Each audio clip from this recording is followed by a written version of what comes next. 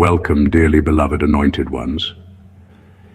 Every plot has a mastermind until the mastermind realizes they were never in charge. That's exactly what just happened here. Your ex thought they were the player. Turns out they were the piece. Somewhere between ego and manipulation, they got recruited into a twisted plan designed to break you, expose you, or make you fold. But life just flipped the script. And now they're the one losing sleep, pacing the floor, replaying every conversation, every coincidence, every strange thing that didn't add up back then. It's funny how karma doesn't knock politely. It kicks the door down holding receipts. For a while they thought they were the one calling the shots. They laughed, they bragged, they joined the smear campaign thinking it was all fun and games, until the truth surfaced like a shark fin in still water. And now they realized they were used as bait in someone else's hunt. Psychologists say guilt and betrayal activate the same pain centers in the brain as physical injury. So right now, your ex's conscience is limping. Their pride's in a wheelchair. They finally see that what they called teamwork was really entrapment. And you, the one they thought was the victim, ended up being the revelation. Because when a chosen one walks away, the illusion collapses, and suddenly everyone sees who was truly pulling the strings. So sit back, because this story isn't just about revenge or regret. It's about revelation. And trust me, when the truth finally hit your ex, it hit like divine lightning with a side of poetic humor. Number one, they thought they were in control, but they were just the bait. That's the part that stings the most. Realizing they weren't the one holding the power, they were being used by it. Your ex believed they were the mastermind behind the drama, the one making the moves, pulling the strings, calling the shots. But the truth is, they were being manipulated by forces and people who knew exactly which buttons to press. Their pride, their ego, their desire to win against you. That's what made them the perfect pawn in a game they never understood. They thought they were punishing you, but they were really performing for an audience they didn't even see. Someone or something saw their weaknesses long before you did. The jealousy, the insecurity, the need for validation. Those weren't just emotional flaws, they were openings. And through those openings, the enemy walked right in. Suddenly, your ex was saying things, doing things, and believing things that weren't entirely their own thoughts. They were being fed a script, and they played it with conviction. They didn't realize how much spiritual warfare hides inside ordinary relationships. How a person can become a vessel for energy that wants to destroy light, peace, and divine order. When they tried to hurt you, they thought it was just emotional revenge. But what they were really doing was channeling an energy that wanted to see your faith broken, your focus scattered, your confidence shattered. That's why everything they did seemed so personal, because it was never just about you. It was about silencing what you carried. Now that the truth has surfaced, it's hitting them in waves. They see the manipulation for what it was. They're starting to connect the dots. The sudden influence from certain people, the strange timing of events, the way they were encouraged to act out against you like it was some kind of mission. They're realizing they were used as a vessel to attack someone who was actually sent to help them heal. That's a brutal awakening. And now they're left with the fallout. No validation, no allies, just the echo of their own actions. Because once the puppet realizes the strings were real, it's too late. The show's already over, and the audience has moved on. Number two, they helped build the trap and then fell right into it. It's wild how people think they can plot against someone who's divinely protected and still come out clean.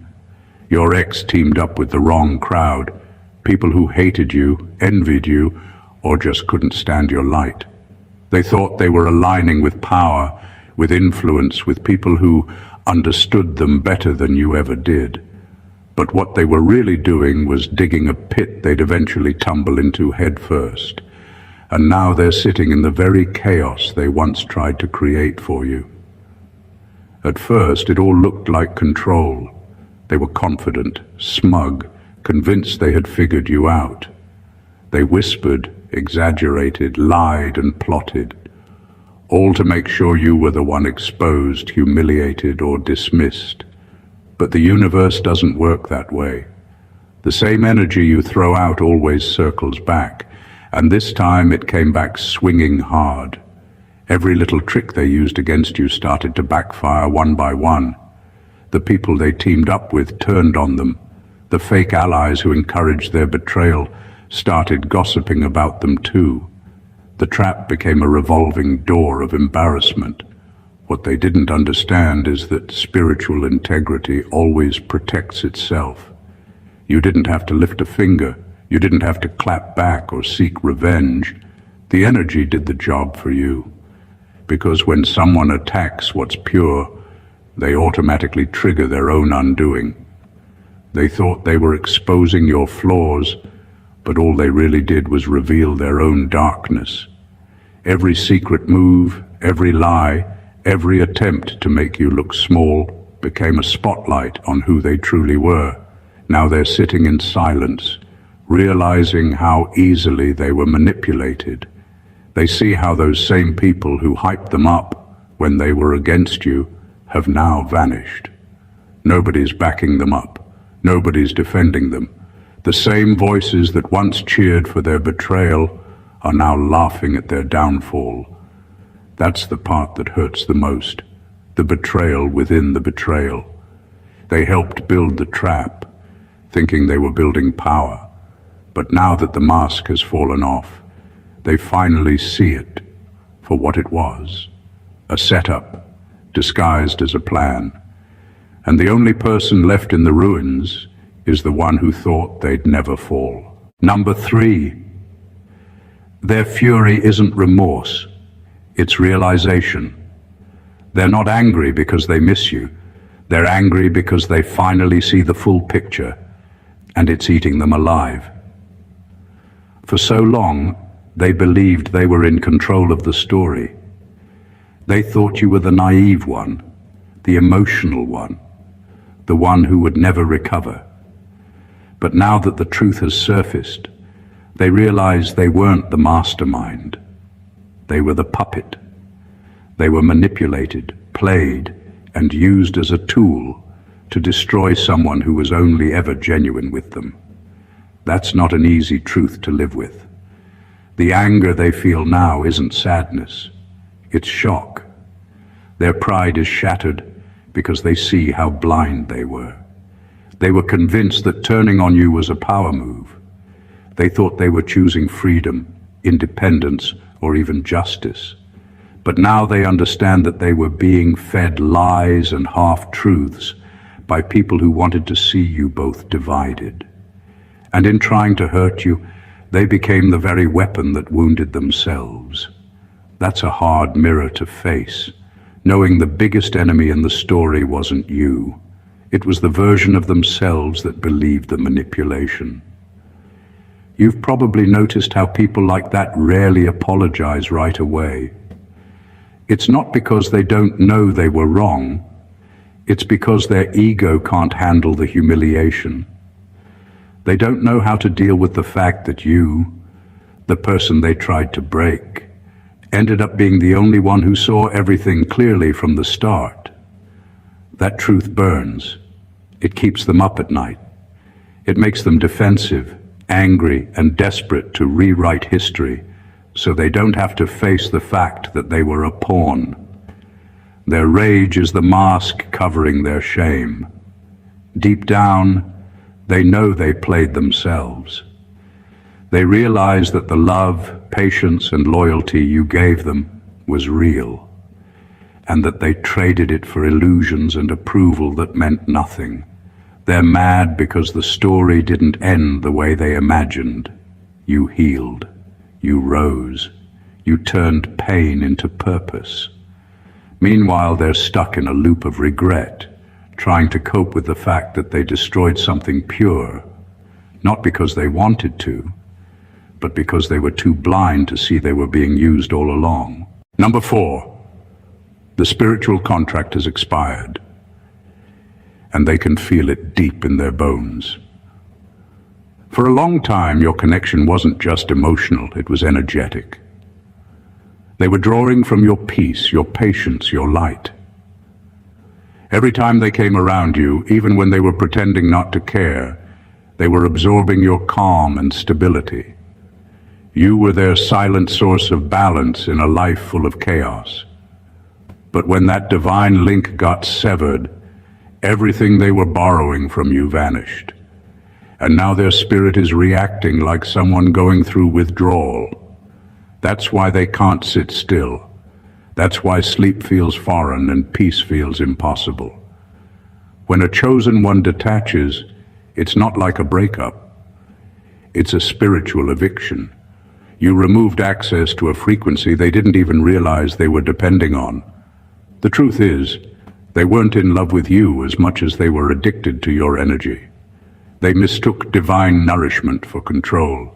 They thought they could mock, drain, and disrespect you while still feeding off your light. But the moment God said, "That connection is over," the spiritual umbilical cord was cut, and they were left gasping for the same energy they once took for granted. They don't understand why nothing feels right anymore. The things that used to excite them now feel dull.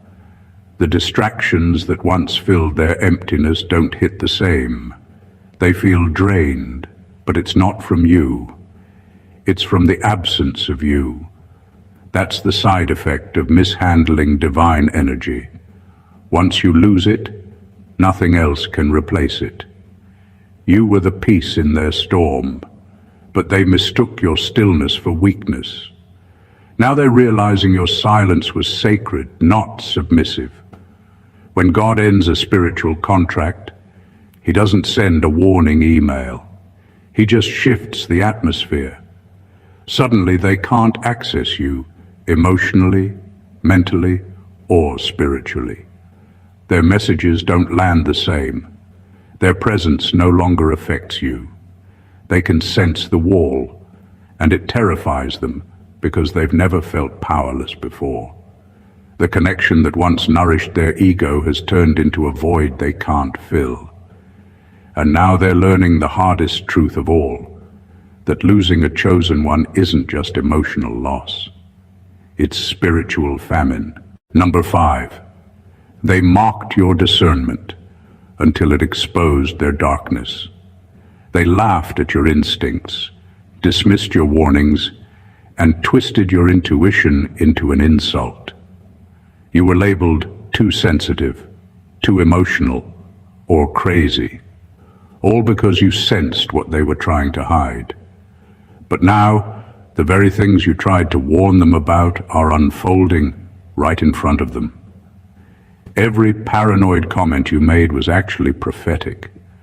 Every uncomfortable feeling you couldn't explain was a divine nudge trying to protect both of you. And while they laughed, you were quietly reading spiritual signals their logic could never comprehend. People who live in deception hate discernment because it exposes what they've built their lives on. They prefer illusion because truth threatens their control. When you began calling out the inconsistencies, the manipulation, or the hidden agendas, it wasn't that you were wrong, it was that you were right too soon. And being right too soon is the most dangerous position in a room full of liars. You were tuned into frequencies they refused to acknowledge, and that made you their threat. They weren't mocking you to insult you. They were mocking you to silence what they didn't want to face. Now that everything's coming to light, they're realizing you weren't reacting, you were receiving. That feeling they thought was emotional instability was divine sensitivity. Your spirit was warning you of energies that their flesh was entertaining. And because they couldn't interpret what you could feel, they chose to make you the problem. It's always easier to ridicule what you don't understand than to admit you're being exposed. The irony is that your discernment was their last lifeline. If they had listened, they would have avoided the disaster they're now drowning in. But arrogance blinds, and mockery always precedes downfall. Now they're standing in the very truth they once laughed at, realizing that your intuition wasn't madness, it was mercy.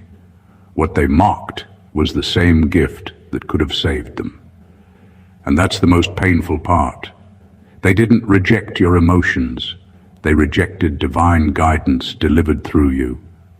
You weren't being dramatic. You were being obedient to what your spirit saw. And now, their laughter has turned into silence, because the crazy one turned out to be right all along. Number 6, they didn't just lose you, they lost spiritual protection.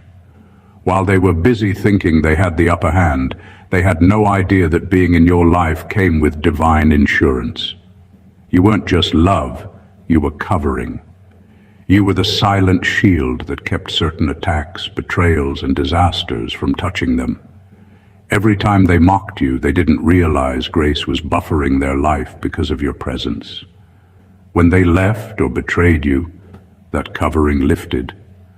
And now they're standing in spiritual weather they were never built to handle. It's not coincidence that their peace left when you did. Their plans started collapsing, their relationships started falling apart, and things that used to come easily suddenly began resisting them. They call it bad luck, but what they're really experiencing is exposure. Exposure to the consequences of their own energy without the divine filter you unconsciously provided. When you carry light, the people connected to you are protected by proximity. But when that light withdraws, darkness doesn't waste time filling the space. That's not punishment, that's spiritual physics. They never knew how much they were spared because of you. The arguments that never escalated, the losses that somehow turned into lessons, the opportunities that showed up just in time. That wasn't luck. That was grace working through your energy. You were the bridge between them and divine order, but they thought they could disrespect the bridge and still cross safely. They underestimated what it means to be connected to a chosen one. Now they're learning that divine connection isn't replaceable. They can try to copy your calm, mimic your habits, even imitate your prayers. But what they can't replicate is the anointing that came with your presence. You were a gatekeeper of peace, and when they closed that gate, chaos walked in. Their sudden string of misfortunes is not random, it's reality without divine favor. They used to think you were dramatic for talking about energy, protection, or alignment. Now they're seeing the proof firsthand. Doors that once opened for them are now sealed. People who used to help them have turned cold, and deep down, they know the truth. They didn't just lose a relationship. They lost access to a covering that was never theirs to begin with. Number 7, the people who used them are now afraid of them. The same crowd that once pulled their strings is suddenly walking on eggshells, praying they stay quiet. They never expected your ex to wake up. They thought they had them completely under control, loyal, blinded, and too proud to ever admit they were manipulated. But awakening changes everything. Once your ex saw how they were played, that blind loyalty turned into silent fury. And the ones who once called the shots can feel that shift in energy, and it terrifies them. Your ex was never supposed to question anything. They were supposed to stay obedient to the script, keep spreading lies, keep playing their part in the downfall of someone divine. But truth has a funny way of breaking through delusion. Now every time they see those same manipulators, their stomach turns. The guilt has transformed into resentment because they realize they were never respected, just used. Those people never cared about them, only about what they could get from them. And now, that realization has created a dangerous kind of silence, the kind that keeps liars awake at night. The manipulators are panicking because they know how much your ex knows. Every secret meeting, every fake story, every fabricated rumor. Your ex was there. They witnessed things that could destroy reputations and expose the whole agenda. Now that their loyalty is cracked, the power dynamic has shifted. The same people who once treated your ex like a weapon now see them as a ticking time bomb. They don't know when guilt will overpower fear or when anger will force them to talk. So they're scrambling to cover their tracks, whispering about damage control while pretending everything's fine. This is what poetic justice looks like in real time. They built their empire on deceit, and now it's crumbling from the inside. Your ex has become the reflection they can't manipulate anymore, a reminder of their own corruption. What they created in arrogance is now turning on them in truth. And though your ex was once the pawn, they now hold the most dangerous position of all, the one who knows everything and has nothing left to lose. Number 8, they realized you were the test they failed. It wasn't just a relationship. It was a divine setup to reveal their true character. You were sent into their life as a mirror, not a mistake. Everything about your presence was meant to awaken something higher in them. Honesty, humility, compassion, accountability. But instead of rising to meet that frequency, they chose ego, manipulation, and pride. You didn't come to destroy them, you came to develop them. Yet their inability to recognize the sacred in you became the very reason they fell. Every chosen one carries an atmosphere of elevation. Being close to you forces people to confront their shadows. You didn't have to preach or lecture. Your energy alone exposed their intentions. It showed them where they were fake, selfish, or spiritually asleep. That's why they felt both drawn to you and triggered by you. Part of them wanted your light. Another part hated the reflection it cast on their darkness. When they failed to handle that duality, they turned against you, not realizing they were only fighting the part of themselves that didn't want to grow. Now life has put them in replay mode. The same kind of betrayals they inflicted on you are now happening to them. The same disrespect they dished out is returning from unexpected places. That's not karma being cruel. That's God teaching through repetition. When a person fails a spiritual test, the universe doesn't punish them. It gives them endless retakes until they understand the lesson. But the painful part is every retake comes with heavier consequences. They thought losing you was just losing a person, but it was really losing their promotion in spirit. You were their opportunity to evolve, to learn how to love without agenda, to walk in truth instead of manipulation. They didn't realize that loving a chosen one is an exam you can't cheat on, because the energy itself grades your heart in real time. Now they're sitting in the aftermath, watching cycles repeat, wondering why peace keeps slipping through their fingers. The truth is simple.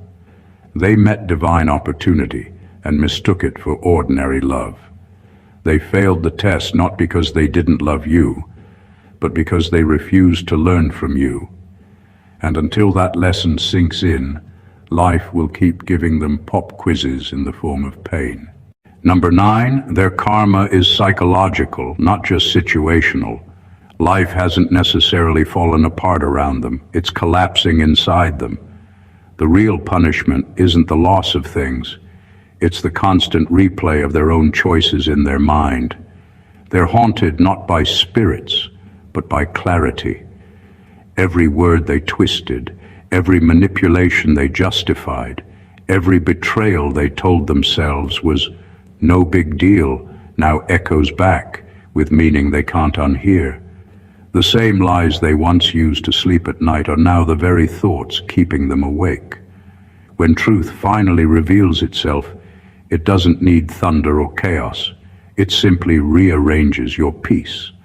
Their mind has become the courtroom, and memory is the judge. They're being forced to sit through the reruns of every scene where they had the chance to do right and didn't. And now, what used to make them feel powerful only makes them feel small.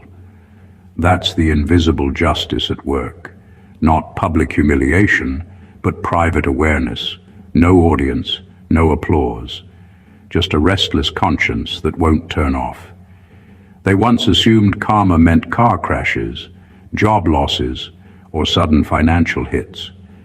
But the deeper truth is, the most precise karma happens internally. It's when the same mind that once justified wrongdoing now turns against itself. It's when the laughter they used to mock you turns into silence because there's nothing left to laugh about. They don't realize it yet, but what they're experiencing is spiritual correction disguised as insomnia, anxiety, and emptiness. The mind becomes the battlefield when the soul finally wakes up. The worst part? There's no escaping it. You can move cities, change numbers, block people, but you can't block yourself. Their thoughts follow them everywhere, whispering what they can't undo. That's why they look fine on the outside, but feel hollow on the inside. Every quiet moment becomes a confrontation. Every victory feels meaningless because their spirit knows it was built on deception. You don't have to wish them harm. Life has already delivered the perfect consequence. Self-awareness without peace.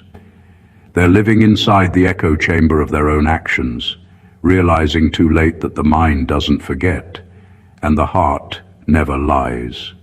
That's karma in its purest form. No flames, no chaos. Just the unbearable weight of knowing exactly what you did to someone who never deserved it. Number 10.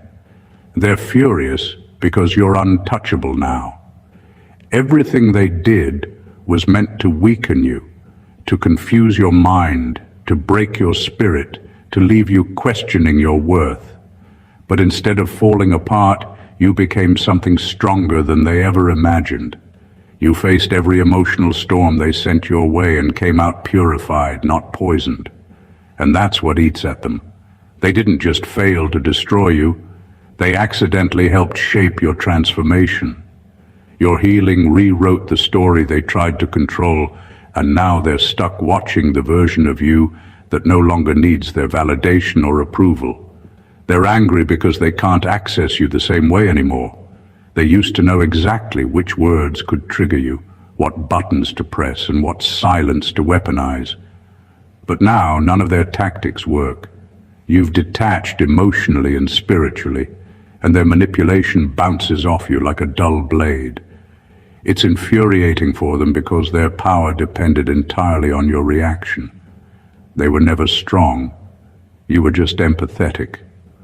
Once you stopped feeding the connection with energy and attention, they lost the illusion of control. You've become a mirror they can't distort. Every time they look at you, they see their own failure reflected back. You embody everything they tried to convince you you'd never become. Confident, peaceful, stable, and self-assured. You've healed to a level where their existence no longer registers as a threat. And that's the kind of peace they can't sabotage. It drives them mad that they're still talking about you, still obsessing over your moves, while you're somewhere minding your purpose, untouched by their noise. What they don't understand is that you had to walk through your breaking point to become unbreakable. You didn't build your strength out of revenge, you built it out of survival. And now your calmness is their chaos. Your silence is louder than their insults. The same person they once pitied or underestimated has turned into living proof that divine resilience exists. They can't gaslight a mind anchored in truth or manipulate a soul aligned with God. So yes, they're furious, not because you hurt them, but because you healed beyond their reach. You were supposed to be the downfall they bragged about. Instead, you became the testimony they can't stop thinking about. Number 11. They saw how God defended you, and it terrified them. It wasn't lightning or thunder, it was timing. Everything they plotted started unraveling without you lifting a finger. Their lies began contradicting each other. Their alliances fell apart. People they trusted turned distant, while doors started slamming shut in their faces one after another. And the eerie part? It all started the moment they turned against you. That's when they realized you weren't just someone they hurt. You were someone heaven had marked. They tried to destroy your name, but somehow your reputation kept rising. They whispered lies in private, yet truth kept exposing them publicly. They expected to watch you crumble, but instead you elevated, calmly, silently, gracefully. You didn't fight back, you just stayed still. And that stillness wasn't weakness, it was divine strategy. Because when God takes the case, human defense becomes unnecessary. That's what they never understood. Silence doesn't mean surrender. It means heaven is now in session. They're not scared of you. They're scared of what's behind you. They saw evidence that God really does fight for his chosen. Every attempt to curse you backfired into their own chaos. Every scheme that should have succeeded ended in confusion. Their world became unpredictable the moment they tried to predict yours. That's not coincidence, that's consequence. You didn't have to lift a sword because your obedience was the weapon. And now they can't sleep in peace, not because of guilt alone, but because they know something bigger than them intervened. They can't explain why they feel exposed, why everything feels heavy, or why doors that used to open easily now refuse to budge. Deep down, they know it's spiritual, a kind of justice no human hand can manipulate or undo. God didn't just defend you, he made your story a warning. So yes, they're terrified, because they saw proof that destiny has sides, and they chose wrong. They underestimated divine protection and learned the hard way that some people aren't meant to be touched. You were never just a target. You were a testimony in progress. And now their fear isn't of losing power. It's realizing they provoked the one who gave it. Number 12. Their apology is coming, but it's too late. They've rehearsed it in their head 100 times, rewritten it in text drafts they'll never send, and hovered over your name more than they'd ever admit. But this isn't love tugging at them. It's guilt. They don't miss you. They miss the version of themselves they used to be when you still believed in them. What they really want is relief from the image burned into their conscience, the one where they were the villain in the story of someone pure.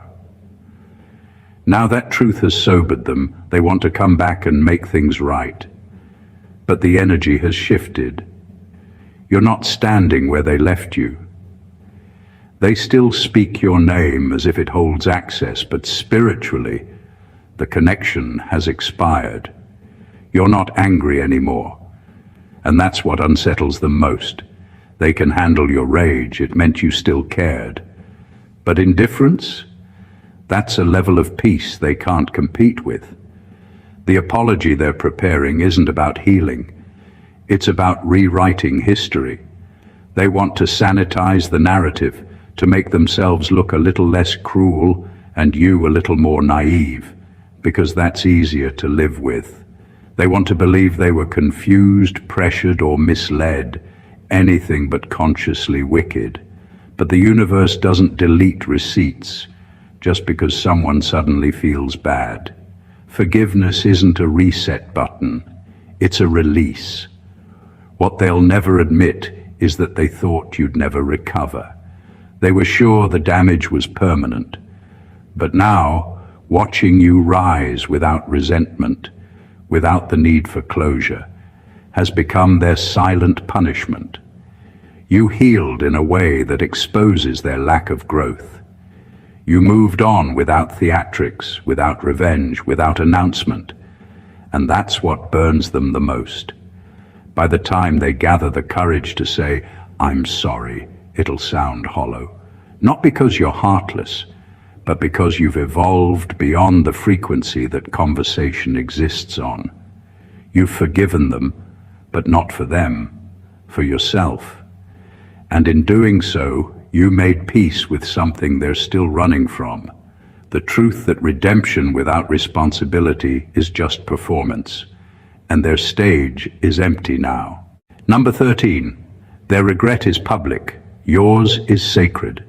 You did your healing in silence behind closed doors, with no witnesses but God and your own reflection. You faced your pain without applause, rebuilt your spirit without validation, and found peace in solitude. Meanwhile, they turned your suffering into a stage play. They wanted everyone to see you broken, confused, and defeated. They wanted to be praised for moving on while you were still bleeding. But divine timing has a way of flipping scripts in a way no audience ever expects. Now the same crowd that once believed their lies is watching their downfall unfold in real time. The same people who laughed with them are whispering about them. The same energy they used to publicly shame you is now spotlighting their own chaos. And the irony? You didn't have to lift a finger. Life handled the exposure with poetic precision. That's not karma out for revenge. That's divine symmetry correcting imbalance. Your regret was private because it was holy. It refined you. It stripped you of illusion and taught you the power of quiet transformation. You cried, reflected, evolved, and ascended with grace. You didn't need an audience because your healing was never a performance. It was sacred work between you and God. Every tear became a seed for wisdom. Every scar became proof of endurance. And every silent night built the strength that now makes your peace unshakable. Their regret, on the other hand, is loud because it's desperate. It's not repentance, it's damage control. They're trying to manage perception now that masks are slipping and narratives are collapsing. They used to feed off being admired. Now they're being analyzed. The attention they once craved has turned into exposure. And what's beautiful about divine order is that it doesn't seek revenge. It simply reveals truth. You were hidden to be healed. They were exposed to be humbled. That's the balance. You went inward and came out renewed. They went outward and now have nowhere left to hide. You lost your pain in private. They're losing their facade in public. And in that contrast lies the ultimate justice. Not vengeance, not payback, but perfect holy symmetry. Number 14. They finally understand you were the mirror they couldn't face. You never had to expose them. Your presence did that naturally. Your love was pure, your intentions were clean, and that terrified them. Because when someone has built their identity on ego, manipulation, and masks, genuine energy feels threatening. You didn't judge them, you simply reflected truth. And that reflection revealed everything they tried to bury, their jealousy, insecurity, and unhealed wounds. You became the emotional X-ray they didn't ask for, but couldn't ignore. At first, they mistook that reflection for attack.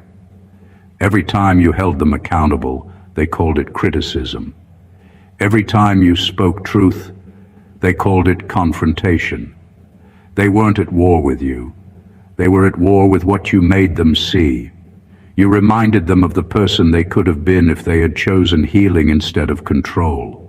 You represented the potential they abandoned, and that made you unbearable to be around.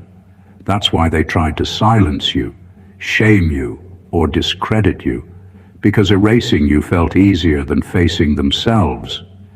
But now that you're gone, the silence you left behind is deafening. There's no distraction, no scapegoat, no one left to blame. All that's left is the mirror, and it's still reflecting. They finally see that you weren't their enemy. You were their opportunity. You were the one person who loved them past their facade, who saw the soul beneath the dysfunction and still chose to believe they could rise above it.